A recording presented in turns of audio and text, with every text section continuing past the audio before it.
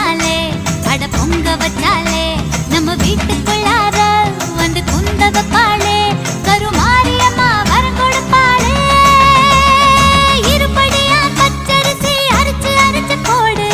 இருக்கங்கட்டி மாறி